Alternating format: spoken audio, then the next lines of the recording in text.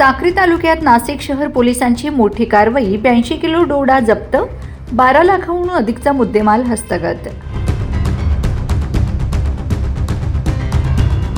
धुळे जिल्ह्यातील साक्री तालुक्यात नाशिक शहर गुन्हे शाखेच्या अंमली पदार्थ विरोधी पथकाने मोठी कारवाई केली आहे। या कारवाईत तब्बल 82 किलो 264 ग्रॅम डोडा अर्थात पॉपी स्ट्रॉ जप्त करण्यात आला असून अंमली पदार्थ, रोख रक्कम आणि वाहनासह अंदाजे 12,33,960 रुपयांचा मुद्देमाल पोलिसांनी हस्तगत केला आहे। नाशिक शहर पोलीस आयुक्त संदीप कर्णिक यांच्या मार्गदर्शनाखाली ही कारवाई करण्यात आली। यापूर्वी दाखल असलेल्या NDPS गुन्ह्याच्या तपासादरम्यान आरोपींचा शोध घेत पोलिसांनी तपासाची व्याप्ती राजस्थानपर्यंत वाढवली होती।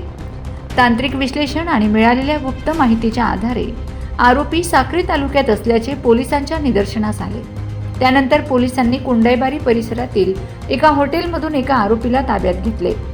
चौकशी दरम्यान आरोपीने सुयोग कॉलनीतील एका घरात डोडा लपवून ठेवल्याची माहिती पोलिसांना दिली। त्यानुसार पोलिसांनी छापा टाकत काळ्या रंगाच्या 5 गोण्यांमधून 82 किलो 264 ग्रॅम डोडा जप्त केलाय। या कारवाईत 1.5 लाख रुपयांची रोख रक्कम, वजन काटा आणि 4 चाकी वाहन देखील पोलिसांनी जप्त केले आहे।